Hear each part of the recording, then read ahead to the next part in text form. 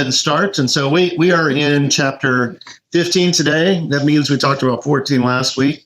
And remember, that was about John the Baptist being beheaded, and then Jesus feeds the 5,000. They all kind of come out to see him there, and he feeds with 5 loaves and 2 fish. And there's all these good numbers that are going on there. There's 12 basketfuls left over, 5,000, all this stuff. And I think my read of this situation is that we see that that Herod is just a terrible king, and people are going out to Jesus because Herod's terrible, and so that kind of leads us into all that. And Jesus continues to heal all of them. Oh yeah, we have Peter walking on the water, and I will do what? Doesn't.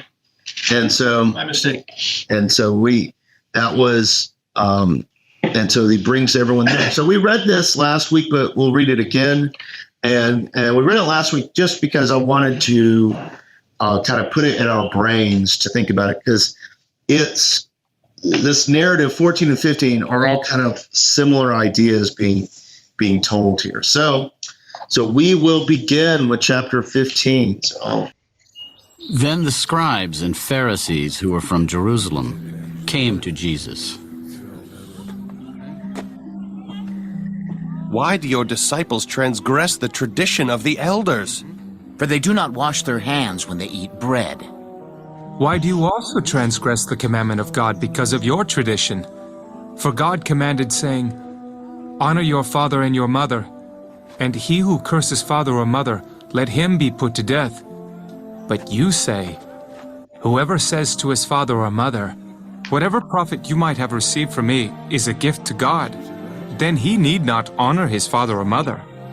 Thus you have made the commandment of God of no effect by your tradition. Hypocrites! Well did Isaiah prophesy about you, saying, 'These people draw near to me with their mouth and honor me with their lips, but their heart is far from me, and in vain they worship me, teaching as doctrines the commandments of men.'" When he had called the multitude to himself, he said to them, "Hear and understand. Not what goes into the mouth defiles a man, but what comes out of the mouth, this defiles a man." Then his disciples came and said to him, "Do you know that the Pharisees were offended when they heard this saying?" "Every plant which my heavenly Father has not planted will be uprooted. Let them alone. They are blind leaders of the blind. And if the blind leads the blind, both will fall into a ditch." Then Peter answered and said to him, "Explain this parable to us." "Are you also still without understanding? Do you not yet understand that whatever enters the mouth goes into the stomach and is eliminated? But those things which proceed out of the mouth come from the heart, and they defile a man. For out of the heart proceed evil thoughts, murders, adulteries, fornications, thefts, false witness, blasphemies. These are the things which defile a man. But to eat with unwashed hands does not defile a man." Then Jesus went out from there and departed to the region of Tyre and Sidon. And behold, a woman of Canaan came from that region and cried out to him, "Have mercy on me, O Lord, Son of David. My daughter is severely demon-possessed." But he answered her not a word. And his disciples came and urged him, "Send her away, for she cries out after us." "I was not sent except to the lost sheep of the house of Israel." Then she came and worshipped him. "Lord, help me." "It is not good to take the children's bread and throw it to the little dogs." "Yes, Lord. Yet even the little dogs eat the crumbs which fall from their master's table." "O woman, great is your faith. Let it be to you as you desire." And her daughter was healed from that very hour. Jesus departed from there, skirted the Sea of Galilee, and went up on the mountain and sat down there. Then great multitudes came to him, having with them the lame, blind, mute, maimed, and many others. And they laid them down at Jesus' feet, and he healed them. So the multitude marveled when they saw the mute speaking, the maimed made whole, the lame walking, and the blind seeing. And they glorified the God of Israel. Now Jesus called his disciples to himself.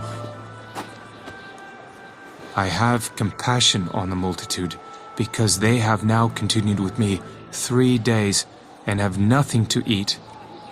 And I do not want to send them away hungry, lest they faint on the way. Where could we get enough bread in the wilderness to fill such a great multitude? How many loaves do you have? 7, and a few little fish. So he commanded the multitude to sit down on the ground. And he took the 7 loaves and the fish and gave thanks, broke them, and gave them to his disciples. And the disciples gave to the multitude. So they all ate and were filled. And they took up 7 large baskets full of the fragments that were left.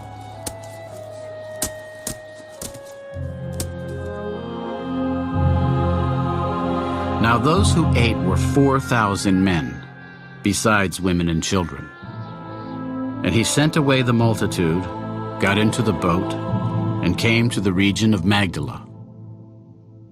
What you hear? What stood out to you? You know, especially near the beginning of chapter 15. What's going on? What you hear? Well, the Pharisees are hung up on procedures again, things and rules. You're not following the rules. Yeah, they're hung up. They're hung up on that procedure again, and that is a through line, and that's the word you were using to describe it, right? Yeah, all right, procedure. Like that's I can't remember that whenever I get away from this room, but that's that procedure. I think that's kind of what this whole book is about is the procedure. Why am I not big? Okay. All right. So this procedure thing, I think like that, and I think that's something that we all want too. And the Pharisees want it today. We want good, this procedure. It's like, we'll be saved by doing this all correctly. And I think Jesus keeps pushing us to this thing of love God and love your neighbor. You know, like those are the things. And sometimes that means a little out of procedure, but that's what's best for the people. So yeah, I think that's what's going on there. What else kind of stood out? What else stood out to you? We can go deeper in at the beginning of 15 if you want, but kind of where's everyone at right now? It took me a while to understand what he was trying to say when he talked about the father and the mother. And I actually had to get into it. Commentary. Oh yeah. No, it's kind of weird. This is one of these that I know pretty well now. Yeah. Like that's because it's so strange because it's like, what do you mean? And basically, what's going on with that father and mother, and that he's accusing them of doing all this. Is it was a common practice back then that if you got tired of your father and mother, you could just give them to God. You could give them to God, and it was responsible for the temple basically to take care of them. You're like, I'm devoting them to God, which means you didn't have to pay for their caring. You didn't have to care for them. And so what Jesus is doing is he's saying, you guys, you talk about how godly you are and how great you are and all that stuff, but you guys all you tired of your parents and you just send them away.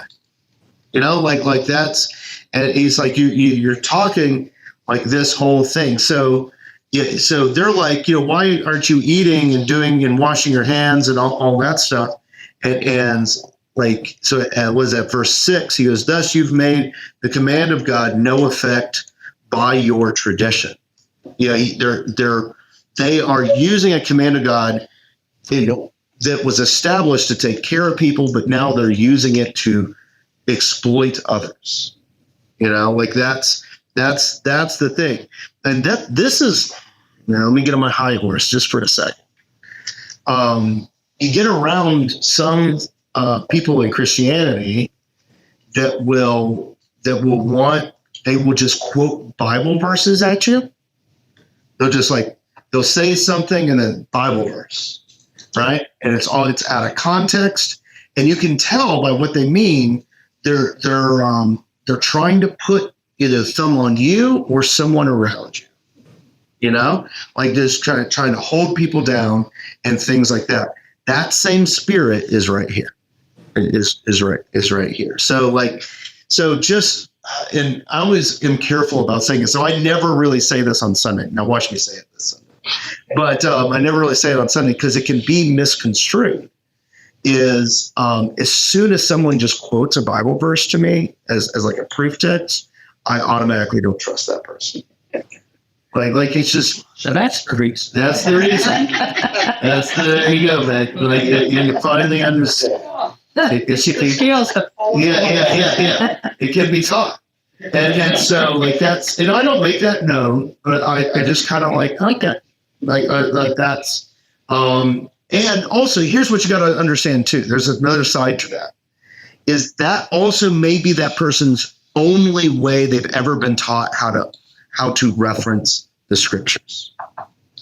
And so I try to have compassion on them too. Like all of this. It's all complicated. And it's good because it's all complicated, because if it was all just wooden and easy, then it wouldn't mean anything. Like it's heavy. The word for heavy is also the same word for important. It's kabod. And so it's all heavy for a reason. So this is why Jesus then quotes Isaiah, you honor me with your mouth, you honor me with your lips, but your heart is far from me. Yeah, so it kind of makes sense. So it's like, oh yeah, like here's this law from the Lord over there, but you care nothing about who it's hurting or something like that. And it's like, all right, why does that law exist? And so yeah. I don't know if that makes sense. I mean, it makes the person feel safe or something. Yeah, it's usually we like to feel safe and powerful, comfortable, and there's nothing wrong with comfortable like that. That's there can be a nefarious side to it where we're trying to gain more strength for ourselves. Better. Yeah, something like that. Yeah, exactly. Exactly. So like that's. So yeah, what else? What else are you here? I think 11 is the most important one there. Verse 11? Yeah, because I have a bad memory anyway, so I wouldn't quote you any verses. But 11 means it's okay to eat bacon. Oh yeah. So that's an important one. There you go, Deb. There you go. Yeah. That's funny. No, it's got tomatoes. But yeah, he calls everyone to himself, and he says something. It's really important. Like we're making like a bacon joke out of it, which I'm never above a bacon joke. But what goes into a mouth is it's not what goes in the mouth defiles a man, but what comes out of it defiles him. I think it's coming up. We've been reading the gospel lessons have been from Matthew throughout the Judges sermon series, and we're all in this section. So I can't remember if we've actually read it in the Bible study, but we read it in there. Like Jesus also says in a little bit that hold on, I think it's right after this. Yeah. So verse 16, it says, "Are you also still without understanding? Do you not understand that whatever enters the mouth goes into the stomach and is eliminated?" That is cleaned up for English language. Yes. Yeah. Like you could guess, like that's like, and you can almost see some like frustration in what Jesus is saying there. It's like what do you guys like? trying to understand here. Don't like it's not like you just that becomes recorded. You know that becomes that becomes poop. You know, like that. Like what goes in there, and you're saying that what becomes there is the most important thing without even giving a thought to what actually comes out of your mouth. Like that's and that's kind of wild. Because I love in verse 12 when his disciples are like, Pharisees heard what you said, and they're pissed. They're pissed about it. And then he basically says, yeah, the Father didn't plant them here. Which is, remember, we're all off of all that sowing metaphors a few weeks ago, and the parable of the sower and all that stuff here. And yeah, the wheats and the tares. And basically Jesus is saying those Pharisees are the tares. Like it's like, oh my gosh, like that's it's like, yeah, they have if you read the Gospels and you read it like this, you realize why they wanted to kill him. Like he's exposing them constantly. Like it's no wonder. It's no wonder. So so what else? Verse 20. Let's just, these are the things which defile a man. But to eat with unwashed hands, that doesn't defile someone. And so you can tell what he's doing is he's taking these laws that are in the Old Testament, and he's not getting rid of them. He's just going, hey, these laws were originally about how you love God and love your neighbor. And now you're using them in a way to build yourself up, like so spiritually, socially, to build yourself up and to actually cause harm to your neighbors. It's the perversion of procedure. Yeah, perversion of procedure. There's a term. There's a term. Maybe that's what we'll call the sermon series. Perversion of procedure. Or maybe not. We'll call it PP.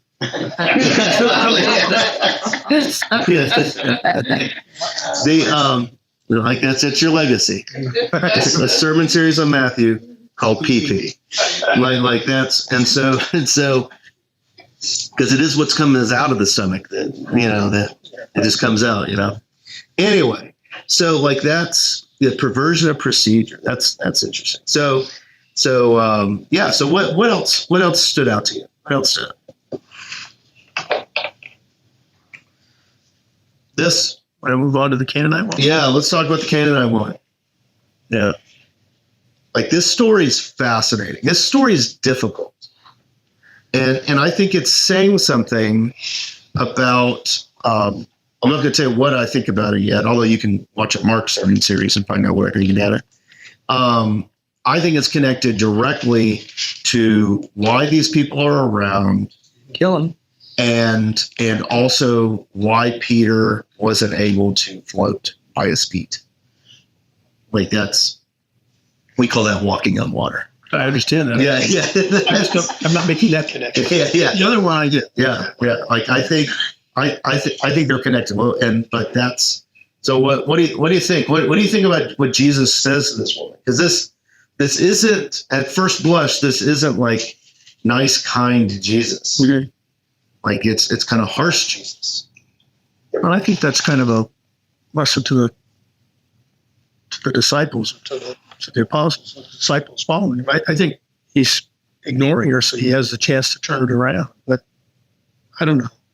So like I mean, the message in here is really, to me, is saying that the good news of God, of Christ, good news is actually for everybody. Yeah, it's not just. Just a certain segment.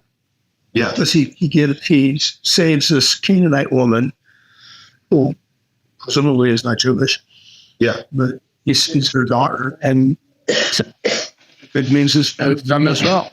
So that's why I could be wrong. So one of the things that's important about this, it's not just that she's Gentile here. They throw another adjective on that she's Canaanite.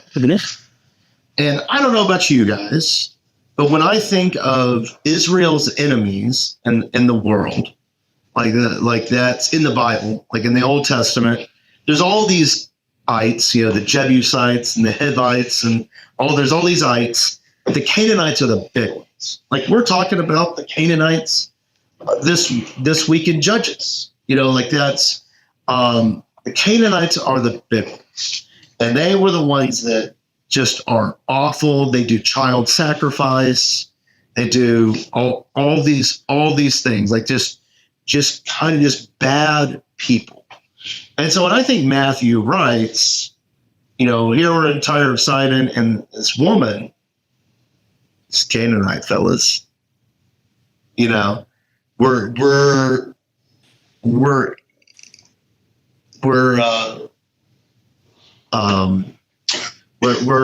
into lessons here. You what? We're into lessons here. It's not just that she's a Gentile woman, that she's a Canaanite. Like that's I don't know if you guys use words like I do, but there's a lot of times I use a certain word that I know messes with people rather than another word, just because it's got history, He may, Pastor, Yeah. she may be a Canaanite, Mm-hmm. but she came to him believing. Yeah. Yeah. Okay, he said, I came for the lost sheep of the house of Israel. Yeah. Basically ignoring him now. And the woman from the worst possible area believes him. Yeah. And how does Jesus treat her when she starts coming? This is important too. Yeah. He's saying, should I take the blessings of Israel and give it to you, the Canaanite? Yeah. Yeah. Like he neglects her. Like this is a weird story. But it's unique in that she's got a comeback. Yeah. Yeah. And I think the comeback's the point. I think the comeback's the point. And that's why I think this is connected to, I think it's connected to the whole thing, but it's also connected to talking about eating with the Pharisees and all that and this everything that's happening here. But yeah, he's like, he completely neglects her, and he basically calls her a dog. He's like, should I give the crumbs and throw it to the dogs? Like it's kind of mean. It's kind of mean. That's why I like to read this stuff sarcastically, because it if you don't read any of this sarcastic, if you try to make this wooden, it doesn't work. Like it's this completely sarcastic. And he's like, should I throw it to the dogs? I mean, he's demeaning this woman. And you look at what she says, she goes, yeah, I hear what you're saying. Like that's, but the small dogs even get to eat the crumbs. Pastor? Yeah. I don't think he was demeaning her. I think he was testing her. Testing. Yeah. Yeah. Well, what's the difference? Demeaning her is casting her aside, ignoring her request. But testing her, he wants to see what her response is going to be to this. Yeah. Basically, she's saying, I know I'm unworthy, but the dogs get the crumbs. So looking at this, where she goes, yes, even the dogs get the crumbs. How is her response different to the Pharisees' response? Like this is the question. She's proving her faith.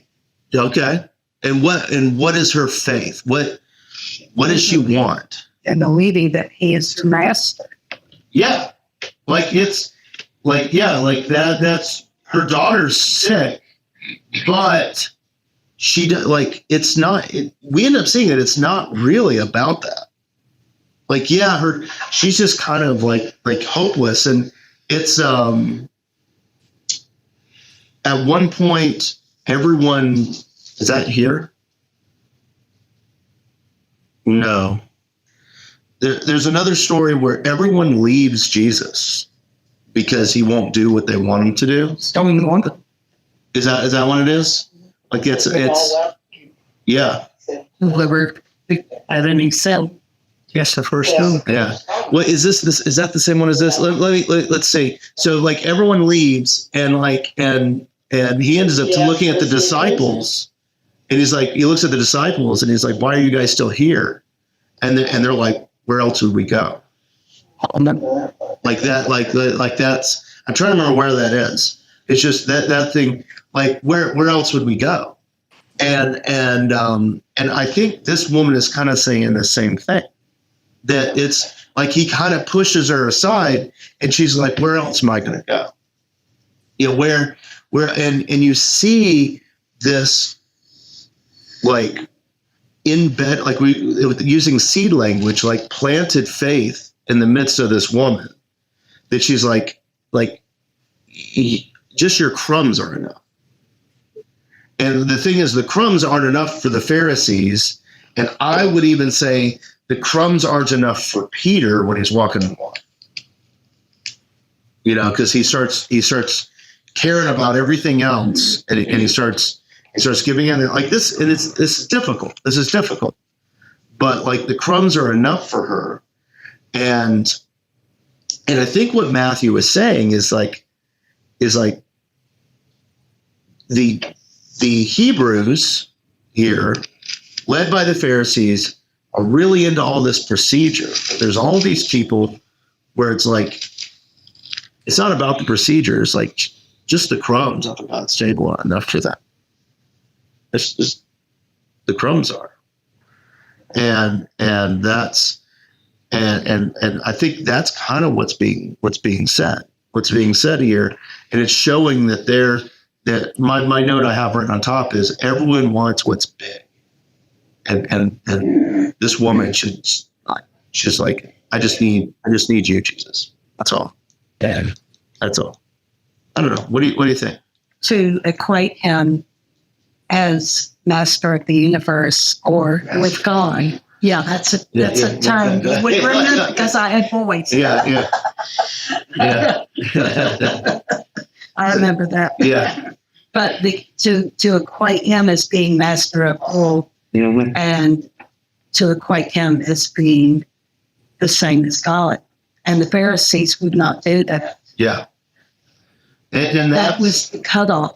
That was, they believed that he was performing these miracles, and only because he was shamed throughout, He refers to yeah. TV. We can hear you guys talking. Oh, you can. Thank you. Yeah. The good thing we didn't say anything, right? I know, right? Now you can. Yeah. Now we can.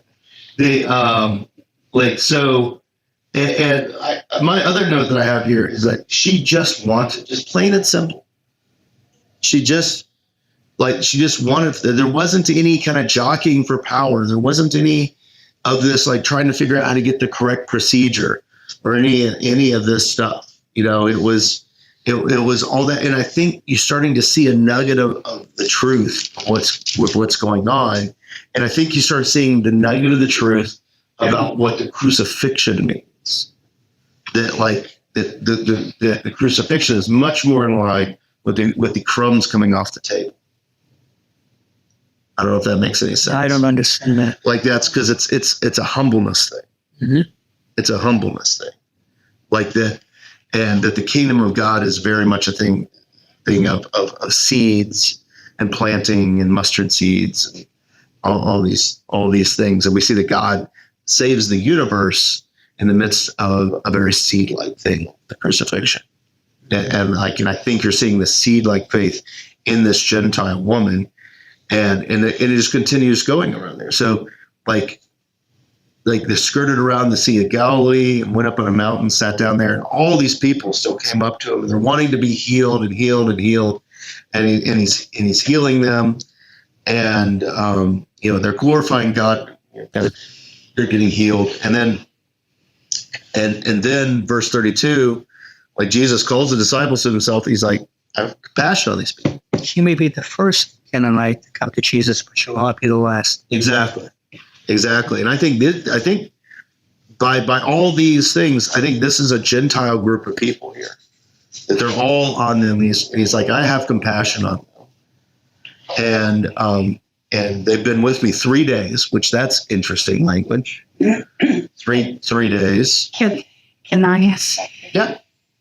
Does this belief constitute their salvation? Like, I think that's kind of what's getting at. I think it's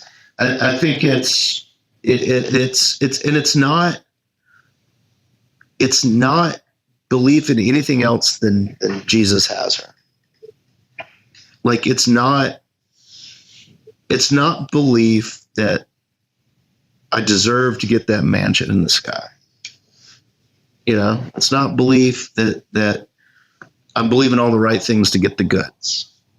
You know, it's she's like it's just, I know it's like she knows that he is the Messiah and that it will be okay, and just the crumbs are fine. Like, it's a different place. She asked for his verse. Yeah. Read the verse. Yeah. And that's like, and I think everyone else wants all these big things. They're like, oh, here's the Messiah. Here's our chance. We're going to become big and powerful. And she cares nothing for that.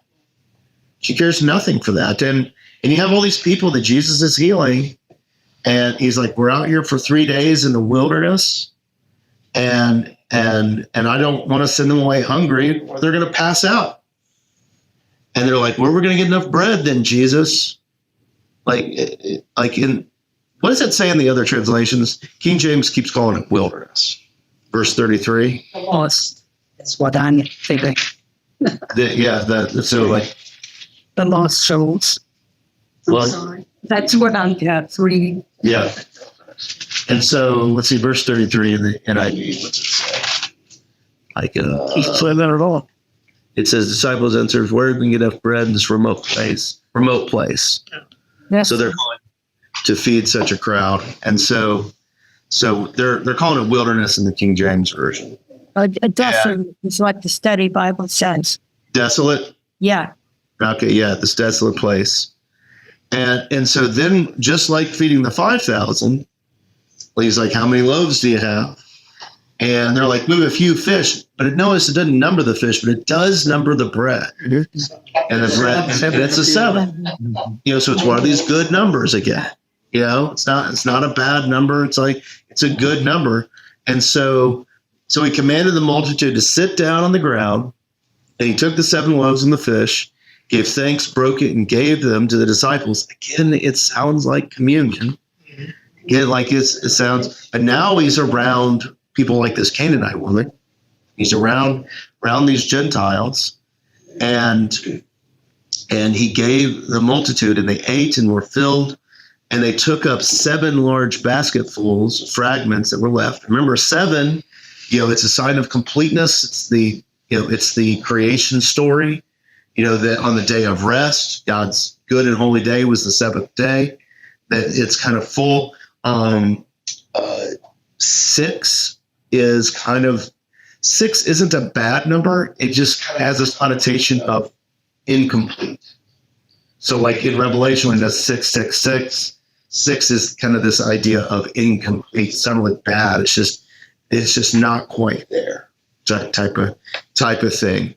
And so they, but they get 7. It's there, and the fragments that were left. Now there were 4,000 men, besides the women and children, and he sent them away, and he got in a boat. The 4,000. What I think is going on with the 4,000. So I think the 5,000 is talking about the 5 books of the law. The Pentateuch. Genesis, Exodus, Leviticus, Numbers, and Deuteronomy. That's the height of Jewish writings, is the Pentateuch. And 4,000, I think, represents the 4 corners of the world. That's it kind of is this idea of encompassing everybody, because he's in this Gentile region. You have these references of 7s, which are, kind of a reference to the completeness of creation. And then you have this 4, and you have the 4 cardinal directions, kind of the 4 corners of we call it the globe now, but the 4 corners of the earth, are have been that naming has been around for a long time, and so it's, I don't know if it's a reference to that, but at least in my mind it makes sense. And so like so you have this story that Jesus is all about the Jews because the king of the Jews, Herod, doesn't care. And you have the stories of faith kind of in the midst of all of that. And then you have the Pharisees, who are the Jewish, they don't care. They're just caught up in trying to get their next big thing, like all of that. So Jesus has come for those people, but now we're also seeing that he has come for the Gentiles too. Because when you actually see them, like their faith is so much more in line with the kingdom of God than these other people. And I think that's a good cautionary tale for all of us in the church, because sometimes we can get a little uppity on like, oh, we have the true way, and we forget that it's like Jesus saying, no, it's like, I am the way. I think I kind of hit that pretty hard in that sermon a few months ago, but like that we can start thinking that, oh, we have the way, and it's still Jesus. And you see that woman, that Canaanite woman, is like, that she is saying that Jesus is the way. That's what she's saying. All right, what do people think? Am I leaving anything out? Why is it always the women? Why is it the women? Why is it the women? It's the woman, the woman at the well, the woman with bleeding, this woman. Lee, I don't know. I don't know if your question's in the same spirit as that lady saying. So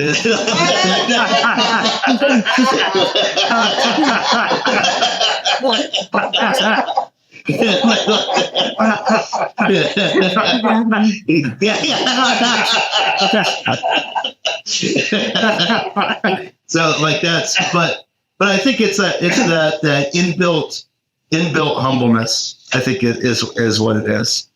Like that's that. No, if we were going for a visual righteousness in these gospels, you wouldn't have these stories with the ladies like that. It would, like, you just wouldn't, especially in that day and time. It would be all guys.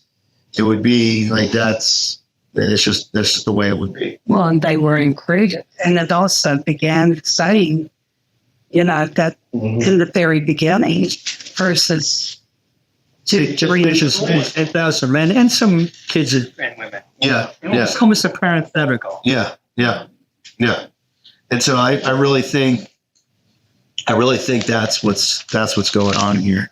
What's interesting to me, and my analogy was that they received salvation at that point and were lost in the wilderness, and then were fed and received Christ as their Savior. Yeah. Some of them have the terms. But what's interesting to me in my thought process is that in verse 37, and they all ate and were satisfied. They could see what they needed.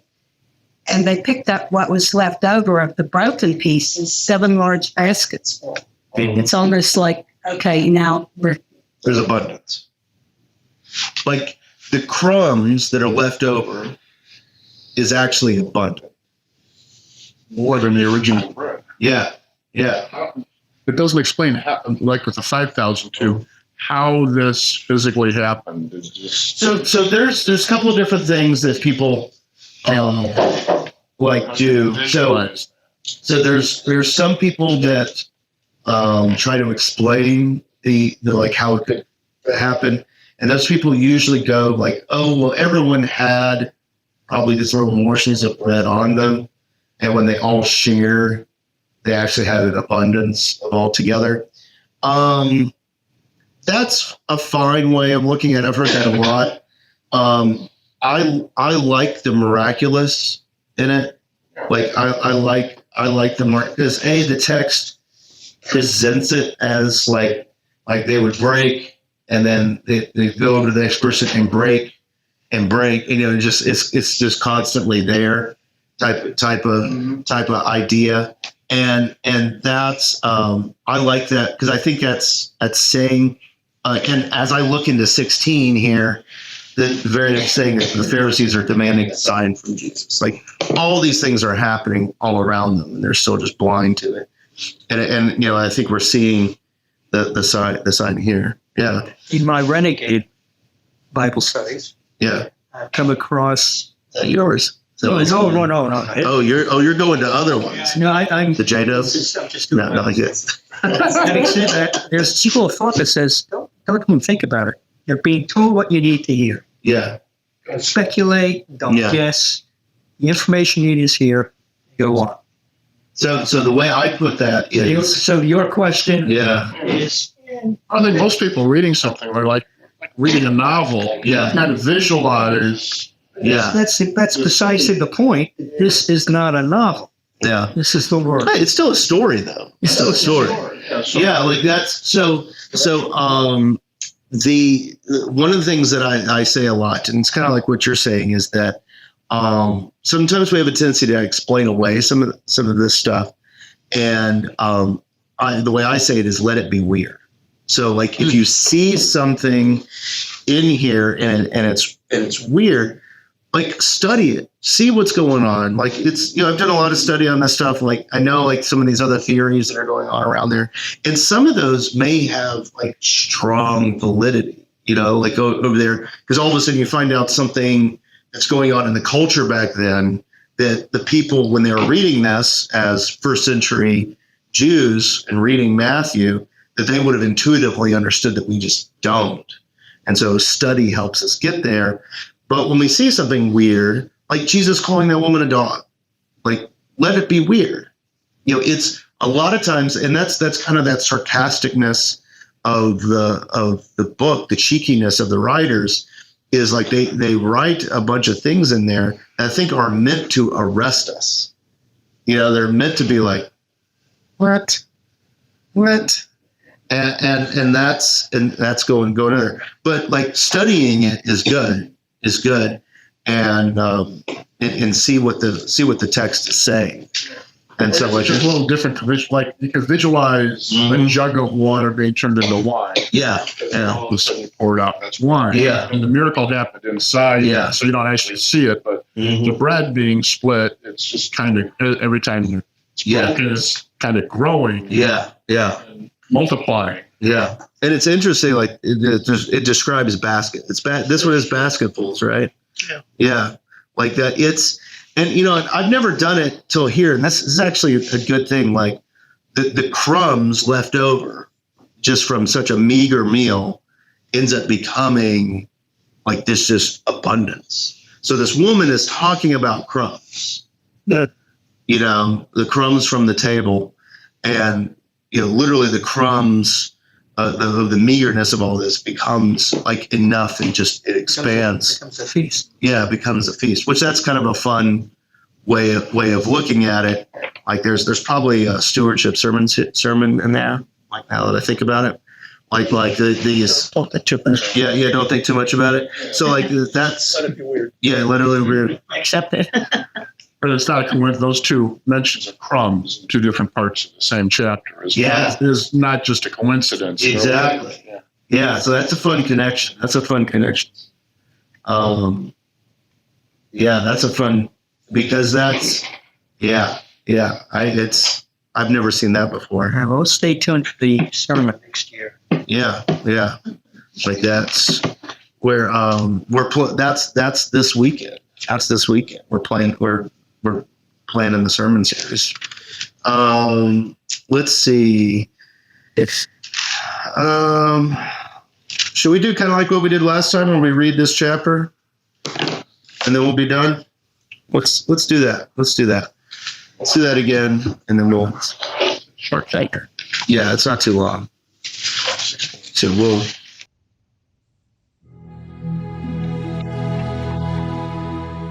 Then the Pharisees and Sadducees came, and testing him, asked that he would show them a sign from heaven.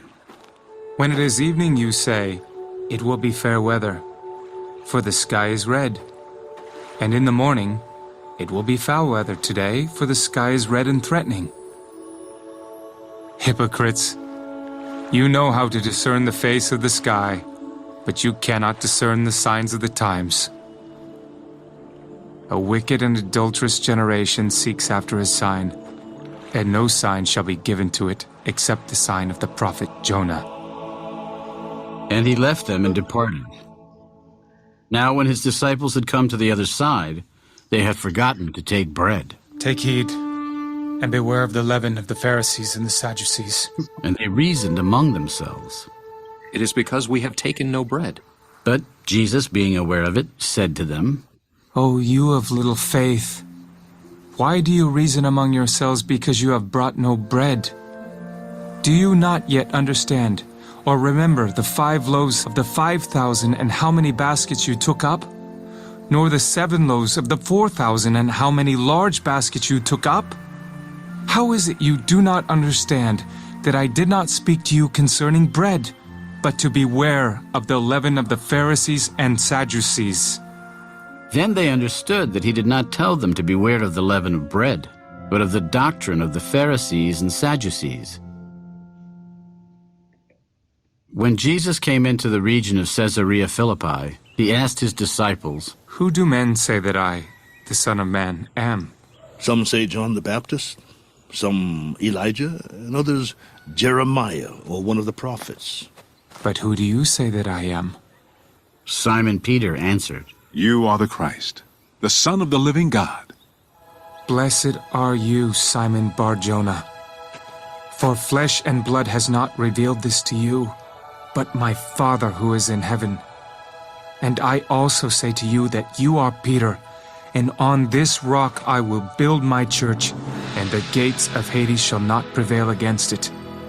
And I will give you the keys of the kingdom of heaven, and whatever you bind on earth will be bound in heaven, and whatever you loose on earth will be loosed in heaven. Then he commanded his disciples that they should tell no one that he was Jesus the Christ.